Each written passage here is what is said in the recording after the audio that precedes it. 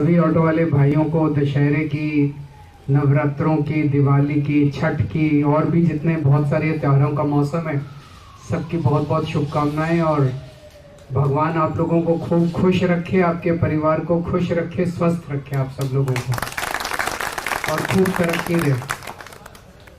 तो मैं बस भाषण देने नहीं, मिलने आ गया था। ऑटो वालों से बहुत पुराना प्यार है। सर ये महिला ऑटो ड्राइवर बैठे जिनको आपने ई ऑटो दिए थे। अच्छा, आप भी ऑटो चलाते हो? बहुत अच्छा। तो ऑटो वालों से बहुत पुराना प्यार है। इसने मेरे को बताया कि कुछ ऑटो वाले आए हुए हैं। मैंने कहा मैं भी 10 मिनट उनसे गले मिल के आऊँगा।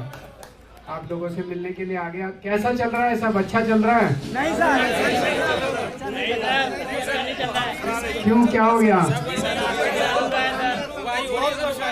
क्या परेशानी है? एक एक करके बताओ जरा, सुनते हैं थोड़ा सा। तुम ही बताओ। मैं पहले तो मैं बता देता हूँ। ये बताइए, आप रेड लाइट पर खड़े हो गए। सर सबसे पहली समस्या उन्होंने आते ही ये पैदा कर दी, जो दिल्ली सरकार का अपना पोर्टल था जिस पे हमारी फिटनेस फीस, परमिट फीस, सारी फीसें कटती थी। उन्होंने इस पोर्टल को सेंट्रलाइज पोर्टल कर दिया। सेंट्रलाइज पोर्टल करते ही हमें क्या दिक्कत आ गई, अगर आधार कार्ड को में और आरसी में अगर एक अक्षर की प्रॉब्लम है तो उसकी गाड़ी की फिटनेस नहीं होगी।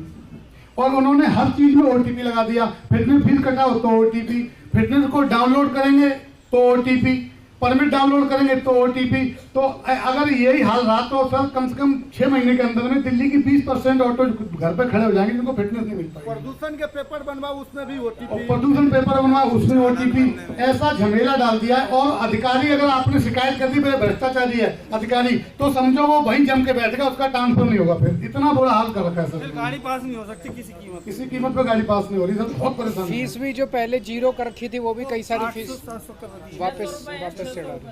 600 रुपए फीस। वो सर फीस अभी तो इन्होंने बीच में कर दी थी ना, हंगामा किया तो उन्होंने 0 कर दिया। लेकिन वो फीस दोबारा से अब बात चल रही है कि फीस बढ़ाने वाले हैं, फीस लगेगी ऑटो वालों पर। ये मैं देख रहा हूँ 7 सौगात की इन्होंने प्रॉमिस किया था। हर लाइसेंस धारी ऑटो चालक के बच्चों को मुफ्त स्कूल शिक्षा और उच्च शिक्षा के लिए वजीफा दिया जाएगा।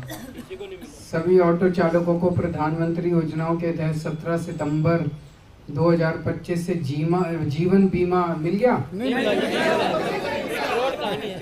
प्रधानमंत्री आवास योजना में सबको पक्के मकान दिए जाएंगे। अच्छा, झुग्गी तोड़ दी, जो था वो भी गया। दिल्ली की सभी कॉलोनियों में, मार्केटों में ट्रैफिक पुलिस से मिलकर ऑटो वालों के लिए हॉल्ट एंड गो स्टैंड बनाएंगे। सर जो 511 आपने बनाए थे उनको भी खत्म कर रहे हैं। उनको भी खत्म करना है। देखो मोटे मोटे तौर पे मान के चलो, एक बार इनके बहकावे में आ गए, अब नहीं आएंगे, तो हाँ अब तो 5 साल से झेलना पड़ेगा। कोई चारा तो है नहीं।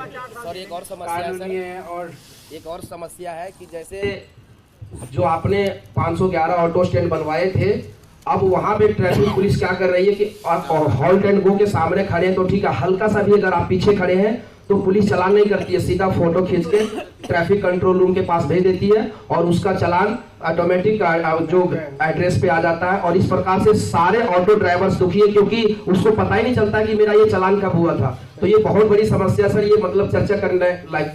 बिल्कुल। तो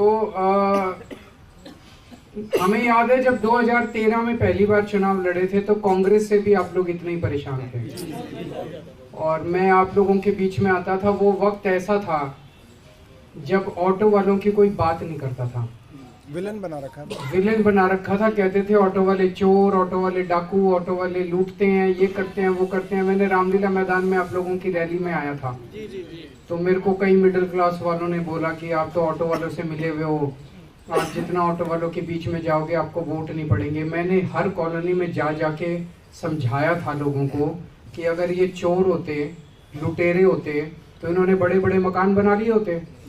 अभी भी अगर ये झुग्गी में रहते हैं तो मान लो चोरी भी करते हैं, आपकी जेब भी आपसे थोड़े से 2 पैसे ज़्यादा ले भी लेते हैं, तो ये कौन सी आपकी वो करते हैं। और ये इसलिए करते हैं क्योंकि पूरी व्यवस्था खराब है। आप इनको उचित दाम दो, सही मीटर दो, सही ये ईमानदारी से। कौन ऑटो वाला ईमानदारी से नहीं चलना चाहेगा? किसकी सब कोई झकझक थोड़ी करना चाहता है सवारी के साथ। सवारी तो भगवान है हमारी, है ना। सारे ट्रैफिक पुलिस वाले तंग करते हैं, ट्रांसपोर्ट वाले तंग करते हैं, 5 नंबर वाले तंग करते हैं, तब हमें उल्टे सीधे। तो सबसे पहले मैंने आप लोगों की दिल्ली में आवाज़ उठाई थी, आप लोगों के लिए हमारी सरकार ने काम किया था।